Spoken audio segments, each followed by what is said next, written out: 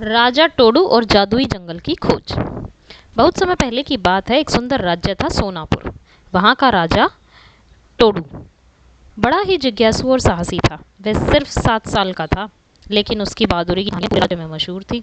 एक दिन जब राजा टोडू अपने महल के बगीचे में खेल रहा था, एक चमकता हुआ नीला तोता उसके पास आया। वह तोता बोल सकता था। राजा टोडू, मुझे तुम्हारी मदद चाहिए, तोते ने कहा। टोडू ने चौंक कर पूछा, तुम कौन हो? तोते ने कहा, मेरा नाम मिट्ठू है। मैं जादुई जंगल से आया हूँ। वहाँ की रानी परी जलिका मुसीबत में है। अगर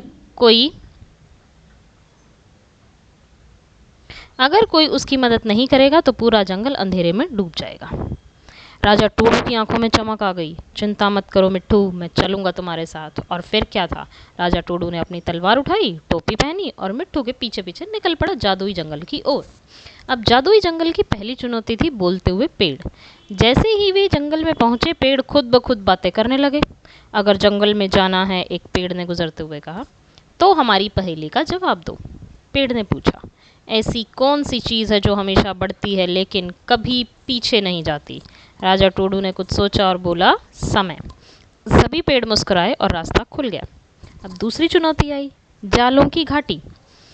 आगे चलकर वे पहुंचे एक घाटी में, जहां हर जगह विशाल मकड़ियों के जाले फैले थे और उनमें बैठा था मकड़ी राज। मकड़ी राज बोला, अगर बिना फंसे इस घाटी को पार कर लोगे तो आगे बढ़ सकते हो। राजा टोडू ने एक तरकीब निकाली। उसने अपने बूटों में लगे झुमकों को खटखटाया, जिससे एक हल्की सी ध्वनि हुई निकली और मकड़ियाँ इधर उधर हो गई। टोडू और मिट्ठू फुर्ती से घाटी पार कर गए। और फिर आई आखिरी चुनौती, काला जादूगर और परी जलिका। जब वे पहुंचे वे एक अंधेरी गुफा के पास, वहां बैठा था काला जादूगर बलभट, जिसने परी जलिका को एक बोतल में कैद कर रखा था।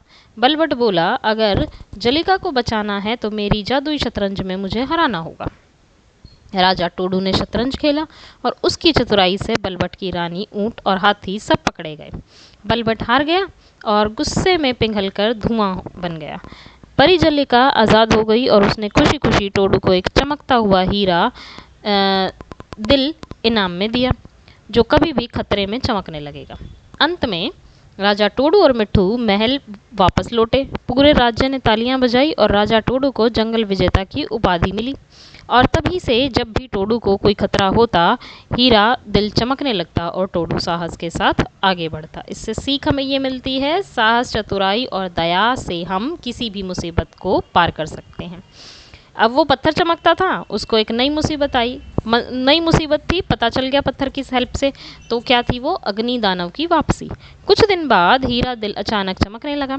राजा टोडू समझ गया कि कोई नया खतरा है। मिट्ठू ने बताया, जादुई जंगल के नीचे रहने वाला अग्नि दानव जाग गया है, वो सब कुछ जलाना चाहता है। टोडू ने कहा, हमें फिर से निकलना होगा मिट्ठू। इस बार टोडू अपने साथ जादुई ढाल, चांदी की सीटी और एक बौना दोस्त बबलू को भी लेकर चला। अग्नि दानव की गुफा और बर्फ का फूल। वे पहुंचे एक ज्वालामुखी जैसी गुफा में, जहां अग्नि दानव आग के गोले उछाल रहा था। वहां एक बर्फ का फूल था जो उसकी आग को शांत कर सकता था, लेकिन वो फूल एक पहेली से ही पीछे छुपा था। ऐसी कौन सी चीज़ है जो सबके पास होती है पर जिसे हम छू नहीं सकते? टोडू मुस्कुराया और बोला, परछाई। फूल मिल गया और जैसे ही उसने फूल अग्नि दानव पर फेंका, वो आग की जगह ठंडी हवा में बदल गया और वहीं सो गया। फिर आया जादुई मेला और नया साहसी दल। जंगल में सब ने मिलकर एक जादुई मेला मनाया।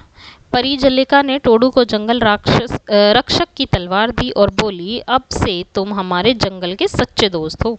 टोडू, मिट्ठू और बबलू ने मिलकर एक नया दल बनाया, साहसिक योद्धा टोली। अब जहाँ भी कोई मुसीबत होती, टोली वहाँ पहुँचती, बच्चों की मदद करने, जानवरों को बचाने और नई कहानियाँ बनाने। और इस तरह राजा टोडू को बहादुरी और दोस्ती की कहानियाँ दूर दूर तक गूंजने लगी, जंगल में भी और दिलों में भी।